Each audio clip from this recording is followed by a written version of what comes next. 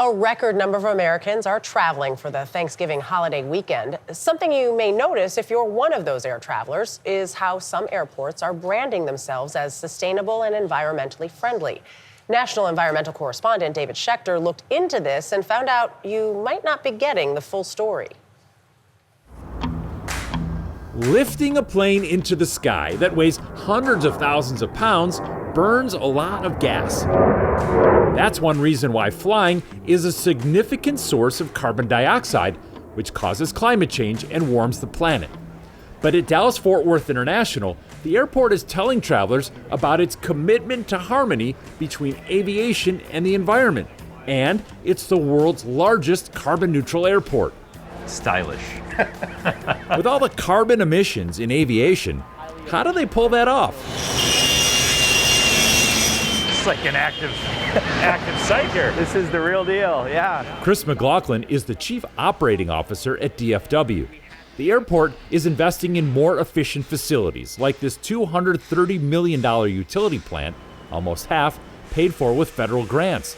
It will heat and cool the sprawling terminals using less energy. We expect to contribute about 80% less carbon into the environment as a result of this facility. You're pretty excited about this, aren't you? I am so excited about this. When it comes to emissions at an airport, how much are coming from the terminals and how much is coming from the airplanes?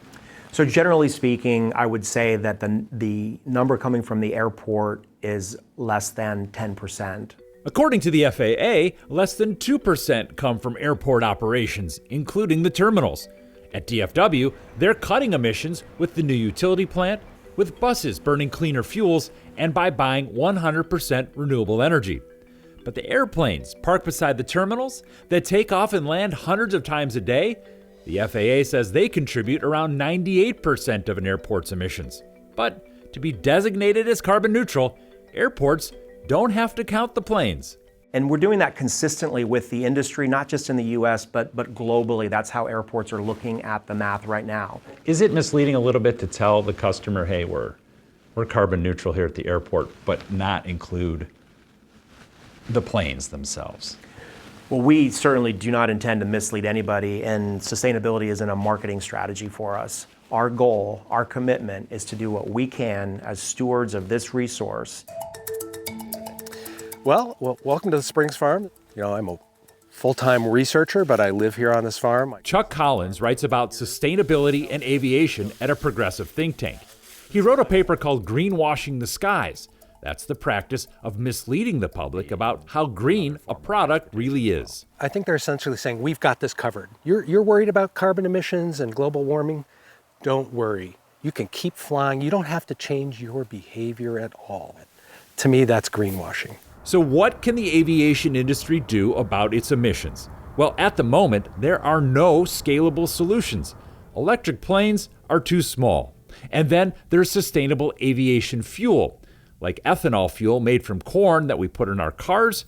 Sustainable aviation fuel would largely be derived from crops. So we're just going to push that down like 3 inches in.